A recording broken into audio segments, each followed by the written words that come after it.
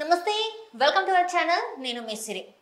ఎన్నికలు సమీపిస్తున్న వేళ బెట్టింగ్ రాజకీయాలు కూడా ఇక్కడ నడుస్తున్నాయి అంటే బెట్టింగ్ రాయలు ఎంత బెట్టింగ్ చేస్తున్నారు ఏ స్థానాల్లో ఎవరెవరు గెలుస్తారు అని చెప్పేసి అయితే బెట్టింగ్స్ అయితే నడుస్తూ ఉంటాయి అయితే ఇదే క్రమంలో ఇప్పుడు ఆ పార్టీదే హవా అన్నట్టుగా అయితే మనకి వార్తలు వస్తున్నాయి ఈసారి చాలా స్థానాలలో చూస్తే ఆ పార్టీ మాత్రం గెలుస్తుంది అని చెప్పేసి అయితే బెట్టింగ్లు వేస్తున్నట్టు కూడా మనకి న్యూస్ అయితే వస్తుంది సో ఈ అంశాన్ని మనకి వివరించడానికి మనతో పాటు ఉన్నారు ప్రముఖ పొలిటికల్ అనలిస్ట్ సీతారత్న కుమారి గారు నమస్కారం మేడం నమస్తే అండి మనం ఇప్పుడు చూస్తున్నట్టయితే ఎన్నికలతో సమీపిస్తున్నాయి సో ఇప్పుడైతే ప్రతిసారి కూడా మనం చూడొచ్చు ప్రతి ఒక్క నియోజకవర్గంలో నిల్చున్న వ్యక్తి పైన అంటే ఏ రాజకీయ నాయకులు అయితే నిల్చుంటారో వాళ్ళ మీద అయితే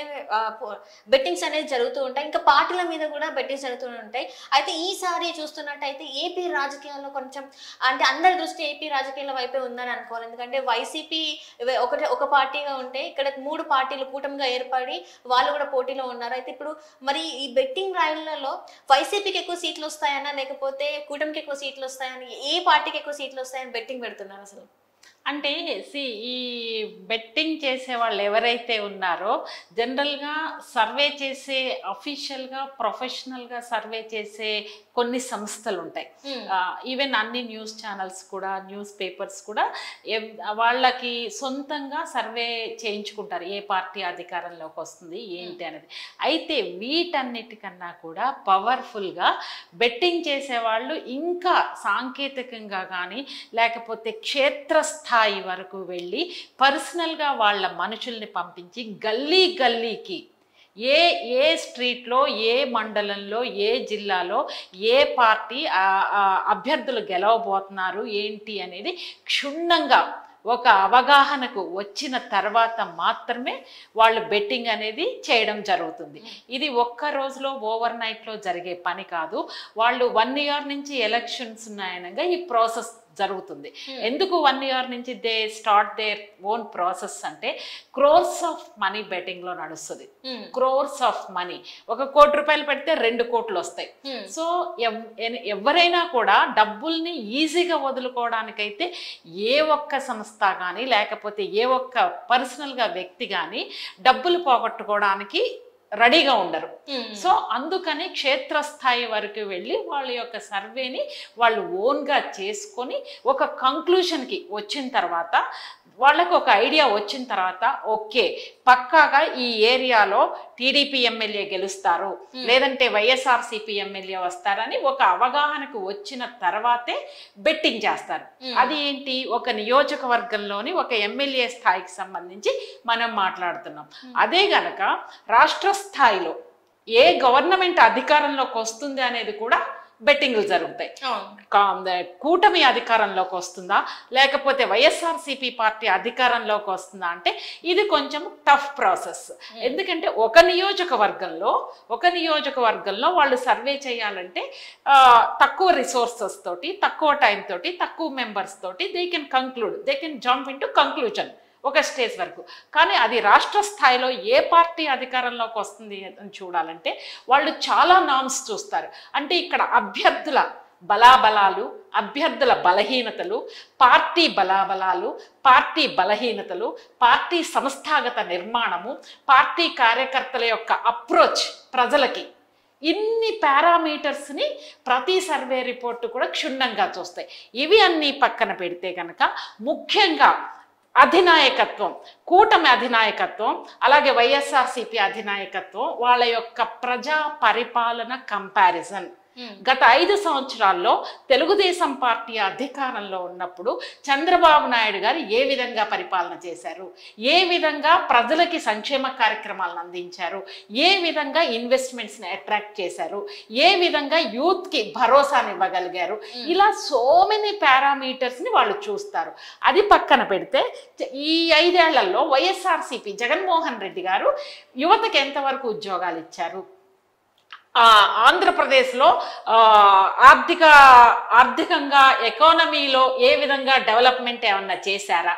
లాంగ్ స్ట్రాటజిక్ ప్లానింగ్ వేసి యువతకి ఏమన్నా భరోసా ఇచ్చే ప్రయత్నాలు చేశారా, లేకపోతే ఇన్వెస్ట్మెంట్స్ని ఏమన్నా అట్రాక్ట్ చేశారా? కంపారిజన్ చేస్తారు జగన్మోహన్ రెడ్డి గారు, చంద్రబాబు నాయుడు గారు. ఈయన హయాంలో ఎన్ని ఇన్వెస్ట్మెంట్స్ వచ్చినాయి, ఈయన హయాంలో ఎన్ని వచ్చినాయి, ఈయన హయాంలో అరాచక శక్తులు ఏ విధంగా పేట్రేగిపోయినాయి, వైఎస్ఆర్సీపీ గవర్నమెంట్ లో అరాచక శక్తులు ఏ విధంగా పేట్రేగిపోయినాయి, లా అండ్ ఆర్డర్ ని ఏ విధంగా దుర్వినియోగం చేశారు. అలాగే తెలుగుదేశం పార్టీకి వస్తే లా అండ్ ఆర్డర్ని ప్రజా సంక్షేమం కోసం, ప్రజల కోసం ఉపయోగించారా, లేకపోతే అపోజిషన్ పార్టీస్ని రివెంజ్ పాలిటిక్స్ కోసం ఉపయోగించారా? సో కంపారిజన్ అనేది రాష్ట్ర స్థాయిలో అధినాయకత్వం యొక్క పర్సనాలిటీ మీద కూడా ఆధారపడి ఉంటుంది. పర్సనాలిటీ అంటే ఇక్కడ వ్యక్తిత్వం.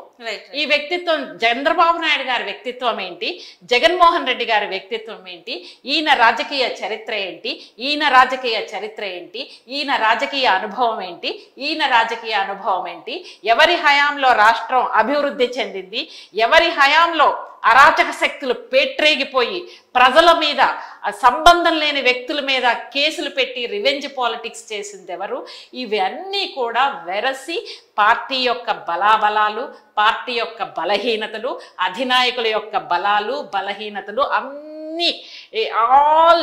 పాసిబుల్ వేస్ ఏవైతే ఉన్నాయో అన్ని యాంగిల్స్లో కూడా ఈ సర్వే సంస్థలు క్షుణ్ణంగా పరిశీలించి వాటి యొక్క ప్రభావం ప్రజల మీద ఏ విధంగా పడింది, ప్రజలు ఏమనుకుంటున్నారు, ప్రజలు ఎటువంటి నిర్ణయాలు తీసుకుంటున్నారు వీళ్ళ పరిపాలన మీద, చంద్రబాబు నాయుడు గారి పరిపాలన మీద కానీ లేకపోతే జగన్మోహన్ రెడ్డి గారి పరిపాలన మీద ప్రజలు ఏమనుకుంటున్నారు, ఏ విధంగా ముందుకెళదాం అనుకుంటున్నారు, అసలు what is their thought process, ప్రజల నాడి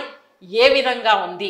అనేది తెలుసుకునేందుకు ఈ సర్వే సంస్థలు సర్వశక్తులు ఒడ్డుతాయి. ఎందుకంటే బిజినెస్ కోట్లలో ఉంటుంది కాబట్టి